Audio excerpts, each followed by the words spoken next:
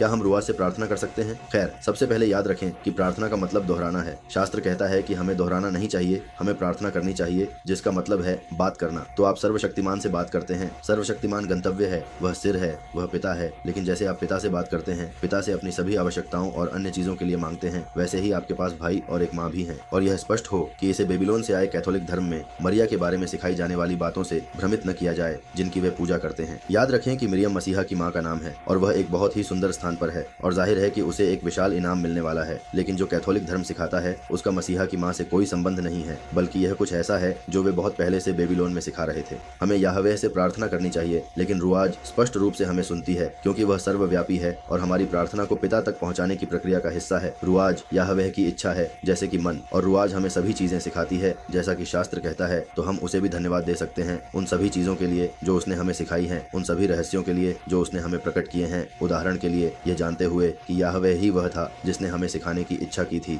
यही कुंजी है, याहवेह के स्थान को समझना और उससे बाहर नहीं जाना। क्योंकि जैसा कि हम जानते हैं, जब याहोशुआ से पूछा गया कि कैसे प्रार्थना करें, तो उन्होंने कहा, हे हमारे पिता जो स्वर्ग में है। सही, उन्होंने वहाँ कुछ और नहीं कहा। लेकिन मैं ये स्पष्ट करना चाहता हूँ कि रुआज हर जगह है, वही हमें सिखाती है, ये महत्वपूर्ण है, ये पिता की इच्छा है। और दूसरी ओर याहोशुआ है जो पिता के दाहिने हाथ पर है और जिसके माध्यम से हमारी प्रार्थना याहवेह तक पहुंचती है और याहवेह से उत्तर प्राप्त करती है। तो याहोशुआ, इसलिए शास्त्र कहता है कि वह आमीन है और अपने रुआज को देश के माध्यम से पिता और मनुष्यों के बीच एकमात्र मध्यस्थ है। तो क्या किसी को पिता से प्रार्थना करनी चाहिए, लेकिन मसीहा का उल्लेख करना, जिसने हमारे लिए बलिदान दिया और जो पिता के दाहिने हाथ पर है, और रुआज को देश का, जो हमें लगातार मदद करता है और हमें आशीर्वाद देता है, गलत नहीं है, लेकिन हमेशा प्रत्येक का स्थान समझते हुए सही, और वह ऊंचा और अलग स्थान याहवेह के पिता के रूप में।